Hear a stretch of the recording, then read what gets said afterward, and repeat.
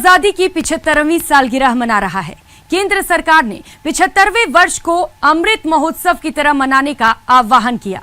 पूरे देश ने प्रधानमंत्री के मन की बात समझी और आजादी का 75वां साल अमृत महोत्सव के तौर पर मनाया गया। 2 शताब्दियों से भी अधिक समय की गुलामी से मुक्ति 75 साल पूरे होने का मौका है भी महत्वपूर्ण। सैकड़ों साल तक अपमान का जहर पीने से मुक्ति मिलने के 7.5 दशक पूरे होने पर अमृत महोत्सव मनाने का मन होना स्वाभाविक है। महज 75 साल के वक्फे में ही हम ऐसा सोचने करने के लिए सक्षम हो सके, वहां तक पहुंचे जहां दुनिया न सिर्फ हमें पहचानती है बल्कि मुश्किल वक्त में हमारी ओर उम्मीद भरी नजरों से देखती भी है। इससे भी बड़ी बात यह है कि हम उन नजरों की उम्मीद टूटने न देने में भी सक्षम हो चुके हैं। अभी कोरोना के दौर में चाहे वैक्सीन के निर्माण की बात रही हो या तमाम देशों तक उसकी आपूर्ति करने की, भारत इस अभियान में तमाम अग्रणी कहे जाने वाले देशों से बहुत आगे रहा। इतना ही नहीं, महज 75 साल पहले कंगाल बनाकर लगभग बेसहारा छोड़ दिया गया। देश आज न सिर्फ जरूरी संसाधनों में आत्मनिर्भर है बल्कि दुनिया की सबसे महत्वपूर्ण अर्थव्यवस्थाओं में से एक है और मंगल तक धावा मार रहा है। आज हम इन्हीं 75 वर्षों की 75 कहानियों के जरिए जहर से अमृत, धरती से आसमान या कहें शून्य से शिखर तक की यात्रा पर नजर डालेंगे और याद कर रहे हैं न सिर्फ असंभव सी उपलब्धियां बल्कि उन्हें भी जिनसे ये उपलब्धियां हमारी हो सकी। सदियों के संघर्ष के बाद हिंदुस्तानियों ने आजादी की नेमत पाई। हजारों लाखों कुर्बानियां देकर भारतीयों ने ये दौलत हासिल की। सीनों पे मुस्कुराकर गोलियां खाने के बाद, कितने वीरानों से गुजरने के बाद देश ने स्वतंत्रता प्राप्त की। देश की आजादी के लिए राष्ट्रपिता महात्मा गांधी ने देशवासियों को अहिंसा और सत्य की राह दिखाकर ब्रिटिश सरकार के खिलाफ मुहिम चलाई, जो मंजिल पाने में कामयाब रही। दुनिया भर के कई जानकारों के लिए भारत का अहिंसक तरीके से आजादी हासिल करना मानवता को मुग्ध कर गया। 14 अगस्त 1947 की रात जब भारत एक नए युग में प्रवेश करने वाला था, तब कुदरत भी जैसे देश की आजादी पर आनंद के आंसू बहा रही थी। जी हां, 14 अगस्त की शाम से ही दिल्ली में बारिश हो रही थी, लेकिन दिल्ली की रायसीना हिल्स पर बारिश की परवाह किए बिना 5 लाख लोग मौजूद थे और आजादी के दीवाने अपनी जगह से टस से मस नहीं हो रहे थे। रात 9 से 10 के बीच Sardar Patel, Pandit Nehru, doctor Rajendra Prasad, Lord Mountbatten viceroy house यानी आज के राष्ट्रपति भवन पहुंचे। इसी बीच पंडित नेहरू ने ट्रिस्ट विद डेस्टिनी का ऐतिहासिक भाषण दिया। नेहरू का यह भाषण 20वीं सदी के 11 महानतम भाषणों में शामिल है।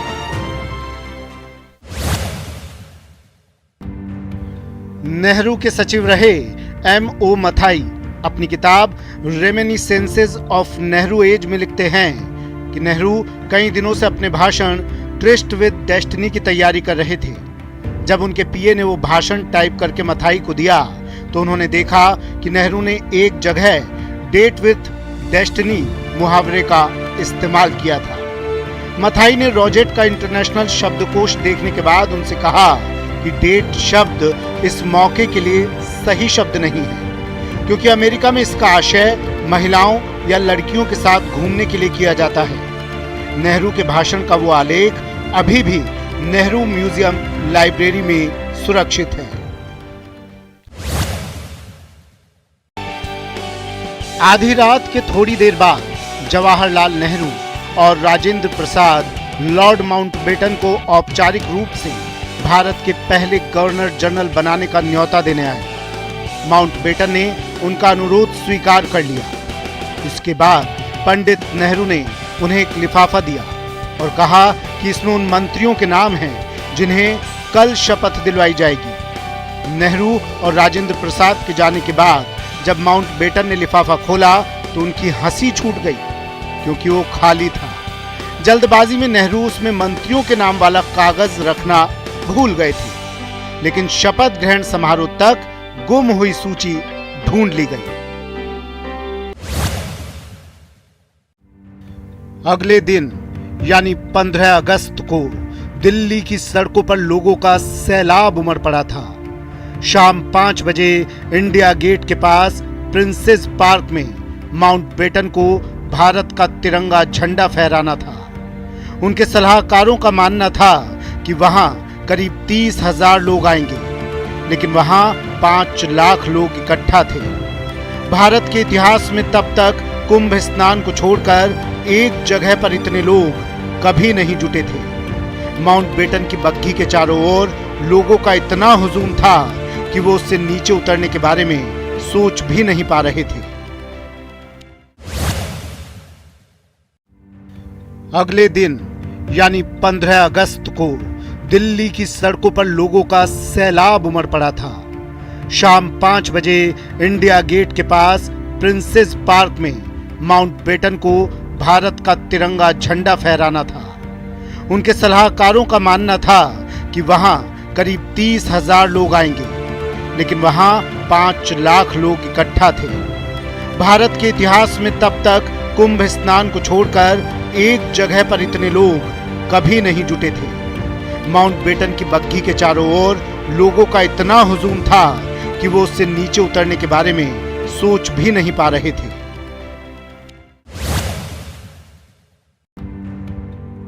उधर अपनी बग्गी में कैद माउंटबेटन उससे नीचे नहीं उतर पा रहे थे। उन्होंने वहीं से चिल्लाकर नेहरू से कहा, बैंड वाले भीड़ के बीच में खो गए हैं, लेट्स होस्ट द फ्लैग। वहां पर मौजूद बैंड के चारों तरफ इतने लोग जमा थे कि वो अपने हाथों तक को नहीं हिला पाए। मंच पर मौजूद लोगों ने सौभाग्य से माउंटबेटन की आवाज सुन ली। तिरंगा झंडा फ्लैग पोस्ट के ऊपर गया और लाखों लोगों से घिरे माउंटबेटन ने अपनी बग्गी पर ही खड़े खड़े उसे सैल्यूट किया। लोगों के मुंह से बेसाख्ता आवाज निकली, माउंटबेटन की जय, पंडित माउंटबेटन की जय।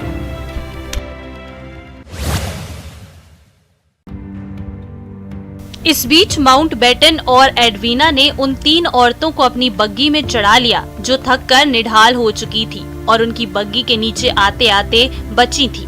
वो औरतें एक सीट पर बैठ गईं, जिसकी गद्दियां इंग्लैंड के राजा और रानी के बैठने के लिए बनाई गई थी।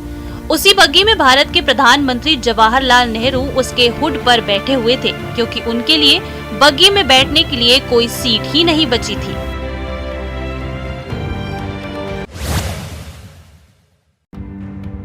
पंद्रह अगस्त 1947 को भारत के पहले प्रधानमंत्री जवाहरलाल नेहरू ने दिल्ली में लाल किले के लाहौरी गेट पर भारतीय राष्ट्रीय ध्वज फहराया था।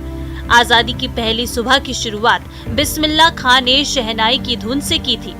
पंडित नेहरू ने इच्छा जताई थी कि इस मौके पर बिस्मिल्लाह खां शहनाई वादन करें, जिसके बाद आजादी की पूर्व संध्या पर ढूंढकर बुलावा भेजा गया, जिसके बाद बिस्मिल्लाह खां और उनके साथियों ने राग बजाकर आजादी की सुबह का संगीतमय स्वागत किया।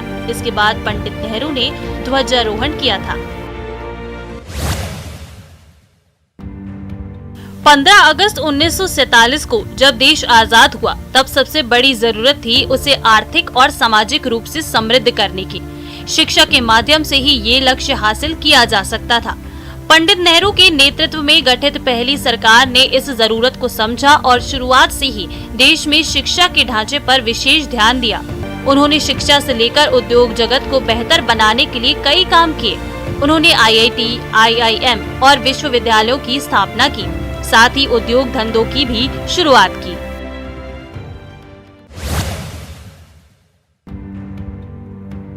देश के पहले IIT की स्थापना पश्चिम बंगाल के शहर खड़गपुर में 1951 में हुई। खास बात यह है कि इससे पहले देश में इस तरह की पढ़ाई के लिए कोई खास संस्थान नहीं हुआ करते थे। नतीजतन देश के युवाओं को बेहतर पढ़ाई के लिए विदेशों का रुख करना पड़ता था। ऐसे में संपन्न परिवारों से संबंध रखने वाले युवाओं को ही ये मौका मिल पाता था। देश में पहले IIM की स्थापना भी पहले प्रधानमंत्री जवाहरलाल नेहरू के कार्यकाल में हुई। जवाहरलाल नेहरू ने अपनी दूरदृष्टि और समझ से जो पंचवर्षीय योजनाएं बनाई, उनसे देश को आज भी लाभ मिल रहा है। पहली पंचवर्षीय योजना 1951 से 1956 तक लागू हुई। शुरुआत में लोगों के मन में इस योजना के सफल होने को लेकर संदेह था, लेकिन 1956 में पहली पंचवर्षीय योजना के नतीजों ने आशंकाएं कम कर दी। इस योजना के दौरान विकास दर 3.6% दर्ज की गई। 15 अगस्त 1947 को जब देश आजाद हुआ तब तक 3 रियासतें ऐसी थी जिनका भारत में विलय नहीं हुआ था। ये रियासतें थी जूनागढ़, हैदराबाद और जम्मू कश्मीर। बंटवारे के वक्त देश में जैसा माहौल था उसमें तीनों रियासतों को सिर्फ ताकत से ही भारत में नहीं मिलाया जा सकता था। एक कुशल राजनेता की तरह सरदार पटेल ने साम दाम दंड भेद की नीति अपनाकर कैसे इन रियासतों का भारत में विलय कराया। भारतीय सेना के हाथों जूनागढ़ रियासत को घेरने की खबर सुनकर वहां के नवाब पाकिस्तान रवाना हो गए और पाकिस्तान में विलय की घोषणा कर दी। पाकिस्तान में शामिल होने के लिए जूनागढ़ के वेरावल में बंदरगाह बनाने और 25,000 सैनिकों का ठिकाना बनाने की तैयारी थी। जानकारी मिलते ही सरदार पटेल ने जूनागढ़ की सीमाओं पर फौज की नाकेबंदी का आदेश दे दिया। नवाब विशेष विमान से पत्नी और बच्चों को लिए बिना ही कराची रवाना हो गए। 7 नवंबर 1947 को जूनागढ़ भारत का हिस्सा बन गया। हैदराबाद के निजाम मीर उस्मान अली बहादुर ने 12 जून 1947 को ही आजाद देश बनाने की घोषणा कर दी थी। यहाँ तक कि अपनी निजी सेना तक बना ली थी। जनता निजाम के इस फैसले के खिलाफ थी और लगातार आंदोलन कर रही थी। इस बीच सरदार पटेल ने हैदराबाद पर सैन्य कार्रवाई का फैसला लिया और 13 सितंबर 1948 को ऑपरेशन पोलो के नाम से कार्रवाई शुरू कर दी गई। बाद में निजाम ने हथियार डाल दिए और भारत में विलय को राजी हो गए। 26 अक्टूबर 1947 को जम्मू कश्मीर के महाराजा हरि सिंह को जब ये खबरें मिलने लगी कि पाकिस्तान समर्थित कबाइलियों ने बड़े पैमाने पर हमला कर दिया है, वो श्रीनगर की ओर बढ़ रहे हैं। 22 अक्टूबर 1947 कबाइलियों और पाकिस्तानियों ने कश्मीर पर हमला कर दिया। ऐसी स्थिति में हरि सिंह पर दबाव बढ़ने लगा कि वो कश्मीर के विलय पर कोई फैसला ले। 26 अक्टूबर 1947 को हरि सिंह ने जम्मू कश्मीर के विलय के कागजात पर हस्ताक्षर किए। भारत की सीमाएं सुरक्षित हो रही थी, लेकिन लोकतंत्र के मूल्यों को साधने के लिए भारत को चाहिए था एक समावेशी संविधान। 1949 में गठित कॉन्स्टिट्यूएंट असेंबली बाबा साहेब अम्बेडकर की अगुवाई में भारतीय संविधान पर काम कर रही थी। संविधान को तैयार करने में 2 वर्ष 11 महीने 18 दिन का समय लगा और 26 जनवरी 1950 को ये संविधान लागू हुआ। 26 जनवरी को जब गणतंत्र भारत में राजपथ पर परेड निकाली तो दुनिया ने राष्ट्रवाद की एक नई परिभाषा देखी। इसके साथ ही अंग्रेजों के जमाने का गवर्नमेंट ऑफ इंडिया एक्ट 1935 समाप्त हो गया और भारत एक गणराज्य बना। भारत में संविधान ही सर्वोच्च है और संविधान ही संप्रभु। चाहे मौलिक अधिकारों की बात हो या मूल कर्तव्यों की, इसकी व्यवस्था संविधान में ही की गई है। संविधान पर ही आधारित हमारा लोकतंत्र है और इसी वजह से दुनिया के सबसे बड़े लोकतंत्र के रूप में हमारी विश्व स्तर पर अपनी एक प्रतिष्ठा और पहचान कायम हुई।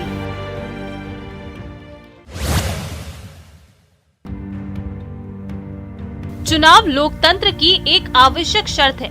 आज से करीब 71 साल पहले यानी 1951 में आजाद भारत का पहला लोकसभा चुनाव हुआ जो लगभग 5 महीनों तक चला था। वो भारत जो केवल 1 वर्ष पुराना गणतंत्र था, जहां पर 35 करोड़ की आबादी में 85% लोग अशिक्षित थे। देश के पहले आम चुनाव में आजादी की लड़ाई का दूसरा नाम बनी कांग्रेस ने 364 सीटें जीतकर प्रचंड बहुमत प्राप्त किया। 4 मार्च 1951 में भारत की राजधानी नई दिल्ली में पहले एशियन गेम्स की शुरुआत हुई थी। 4 मार्च से 11 मार्च के बीच इस खेल का आयोजन किया गया था। इस आयोजन में एशिया के 11 देशों के 489 खिलाड़ियों ने हिस्सा लिया था। इस आयोजन को एशियाड के नाम से भी जाना जाता है। एशियाड में 8 खेलों की कुल 57 स्पर्धाओं को शामिल किया गया था। खेलों का आयोजन साल 1950 में किया जाने वाला था, लेकिन तैयारियों के लिए पूरा समय नहीं मिल पाया, जिसकी वजह से आयोजन को साल 1951 में शिफ्ट कर दिया गया। आजादी के बाद से भारत का झुकाव समाजवादी प्रणाली की ओर रहा। सार्वजनिक उद्योगों और केंद्रीय आयोजन को बढ़ावा दिया गया। 22 अक्टूबर 1963 को प्रधानमंत्री जवाहरलाल नेहरू ने भाखड़ा नागल डैम राष्ट्र को समर्पित किया था। ये देश का दूसरा सबसे बड़ा बांध होने के साथ ही एशिया का भी दूसरा सबसे बड़ा बांध है। रिहंद बांध और बोकारो इस्पात कारखाना की स्थापना भी देश की तरक्की की गाड़ी को रफ्तार को बढ़ाने वाली साबित हुई। 1956 में ओएनजीसी की स्थापना हुई। 15 सितंबर 1959 को दिल्ली में एक अस्थायी स्टूडियो से पहले टीवी प्रसारण का परीक्षण किया गया। ब्रिटिश और फ्रांस के सभी कॉलोनियल रूल खत्म होने के बाद भी भारतीय उपमहाद्वीप के गोवा, दमन और दीव में पुर्तगालियों का शासन था। समय समय पर भारत सरकार गोवा को आजाद करने की मांग कर रही थी, लेकिन पुर्तगाली यह मांग ठुकरा दे रहे थे। इसके बाद भारत सरकार ने ऑपरेशन विजय के तहत 18 दिसंबर 1961 के दिन सैन्य अभियान शुरू किया। 36 घंटे से भी कम वक्त में पुर्तगाली सेना ने बिना किसी शर्त के भारतीय सेना के समक्ष 19 दिसंबर को आत्मसमर्पण कर दिया और गोवा भारत का हो गया।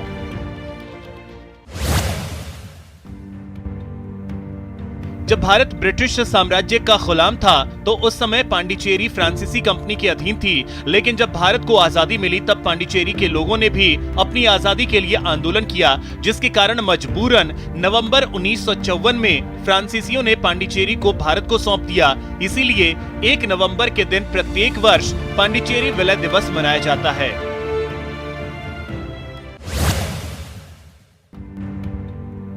पंडित नेहरू पाकिस्तान और चीन के साथ भारत के संबंधों में सुधार नहीं कर पाए। पाकिस्तान के साथ एक समझौते तक पहुंचने में कश्मीर मुद्दा और चीन के साथ मित्रता में सीमा विवाद रास्ते के पत्थर साबित हुए।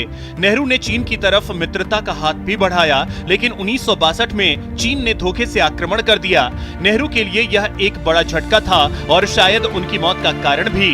27 मई 1964 को जवाहरलाल नेहरू को दिल का दौरा पड़ा और उनका निधन हो गया।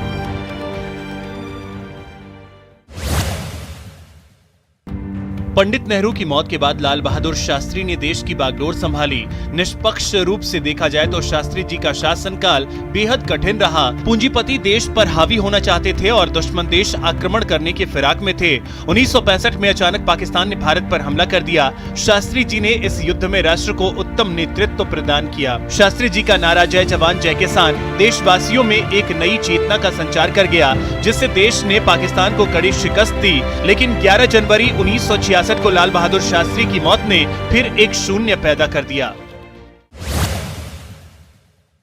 स्वतंत्रता प्राप्ति के बाद भारत खाद्यान्नों और दूसरे कृषि उत्पादों की भारी कमी से जूझ रहा था। इसका मुख्य कारण कृषि को लेकर औपनिवेशिक शासन की कमजोर नीतियां थीं। वर्ष 1965 में भारत सरकार ने एक कृषि वैज्ञानिक MS स्वामीनाथन की सहायता से हरित क्रांति की शुरुआत की। भारत में हरित क्रांति एक बड़ी सफलता के रूप में सामने आई। इससे हमारा देश दुनिया के अग्रणी खाद्यान्न उत्पादक देशों में शामिल हो गया। नीली क्रांति का संबंध मछली पालन से है, यानी मछली का उत्पादन बढ़ाकर किसानों की इनकम दोगुनी करना। नीली क्रांति की शुरुआत दुनिया में 1960 में हुई थी। उस समय मछली पालन पीक पर था।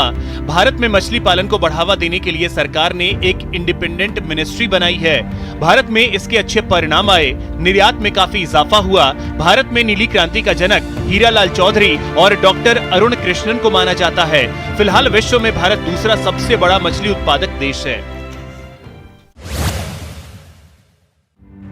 भारत का पहला रॉकेट 21 नवंबर 1963 को तिरुवनंतपुरम के पास थुम्बा से लॉन्च हुआ था और इसके साथ भारत के अंतरिक्ष कार्यक्रम की शुरुआत हो गई। आज की तारीख में भारत पेशेवर तौर पर दूसरे देशों के उपग्रहों को भी अपने रॉकेट से पृथ्वी की कक्षाओं में स्थापित करने में वैश्विक खिलाड़ी बन चुका है। अंतरिक्ष के क्षेत्र में भारत के बढ़ते कदम के पीछे डॉक्टर विक्रम साराभाई जैसे महान वैज्ञानिक की ऊर्जा और सामर्थ्य शक्ति थी। 1967 वो ऐतिहासिक साल है जब देश को पहला मुस्लिम राष्ट्रपति मिला था। जी हां, हम बात कर रहे हैं जाकिर हुसैन की। जाकिर हुसैन की राष्ट्रपति बनने की कहानी भी काफी दिलचस्प है। 1967 में उन्हें राष्ट्रपति पद का उम्मीदवार बनाया गया। 6 मई 1967 को देश के तीसरे राष्ट्रपति चुनाव के नतीजे आने थे। तभी शाम को ऑल इंडिया रेडियो का प्रसारण रोक दिया गया और जाकिर हुसैन जीत गए और इस तरह साल 1967 में देश को पहला मुस्लिम राष्ट्रपति मिला। 1967 में एक बार फिर भारत और चीन के बीच गोलियां चली, लेकिन इस बार भारत ने दिखा दिया कि वह 1962 के दौर में नहीं है। दरअसल उस वक्त सिक्किम का विलय भारत में नहीं हुआ था, तो ऐसे में चीन को वहां भारतीय सेना की मौजूदगी पर आपत्ति थी। चीनी सैनिकों ने 13 अगस्त 1967 को नाथुला में भारतीय सीमा से सटे इलाके में गड्ढे खोदने शुरू कर दिए। भारतीय सैनिकों ने जवाब दिया। दोनों देशों के बीच हिंसक झड़प हुई। भारत के 90 सैनिकों की शहादत हुई, जबकि चीन के 400 से ज्यादा सैनिक मारे गए। इंडियन स्पेस रिसर्च ऑर्गेनाइजेशन यानी इसरो का गठन पहले रॉकेट की लॉन्चिंग को मिली सफलता के बाद 1969 में किया गया। इसरो ने इससे पहले के Indian national committee for space research का स्थान लिया, जिसे 1962 में तत्कालीन प्रधानमंत्री जवाहरलाल नेहरू और महान वैज्ञानिक विक्रम साराभाई ने स्थापित किया था। अब भारत का अंतरिक्ष कार्यक्रम चंद्रमा और मंगल मिशन पर फोकस कर रहा है। चंद्रयान वह पहला मिशन है जिसने चांद पर किसी भी रूप में पानी की संभावना का पता लगाया है। 1947 के बाद देश जिन उपलब्धियों पर नाज करता है, उनमें ऑपरेशन फ्लड भी शामिल है। ऑपरेशन फ्लड की शुरुआत 13 जनवरी 1970 को की गई। यह दुनिया का सबसे विशाल डेयरी डेवलपमेंट प्रोग्राम था, जिसने दूध उत्पादन के क्षेत्र में भारत को जमीन से आसमान तक पहुंचा दिया। इस कार्यक्रम की सफलता का अंदाजा इसी बात से लगाया जा सकता है कि कार्यक्रम की शुरुआत में दूध उत्पादन के क्षेत्र में जो भारत 50वें पायदान पर था, वह सिर्फ 2 दशक में ही दूध उत्पादन के मामले में टॉप पर पहुंच गया। लाल बहादुर शास्त्री की मौत के बाद भारत की उस बेटी ने देश की बागडोर संभाली, जिसे कांग्रेस के दिग्गज गूंगी गुड़िया कहकर कमतर आंकते थे। लेकिन जब इंदिरा गांधी ने ऑफिस संभाला तो उनके आत्मविश्वास, लगन, नेतृत्व शक्ति और निडर कदमों ने सबको चौंका दिया। 19 नवंबर 1917 को जन्मी इंदिरा गांधी ने कई ऐसे बड़े फैसले लिए जिसने देश के इतिहास को बदल दिया, देश की दशा दिशा तय करने में निर्णायक भूमिका अदा की। 19 जुलाई 1969 को इंदिरा गांधी के नेतृत्व वाली सरकार ने एक अध्यादेश पारित किया। यह अध्यादेश देश के 14 निजी बैंकों के राष्ट्रीयकरण के लिए था। इन 14 बैंकों में देश का करीब 70% पैसा जमा था। अध्यादेश पारित होने के बाद इन बैंकों का मालिकाना हक सरकार के पास चला गया। बैंकों के राष्ट्रीयकरण को लेकर मामला शीर्ष अदालत में पहुंचा और सुप्रीम कोर्ट ने अध्यादेश निरस्त कर दिया। फिर सरकार ने कानून बनाकर इसको लागू कर दिया। ऐसा आर्थिक समानता को बढ़ावा देने के लिए किया गया।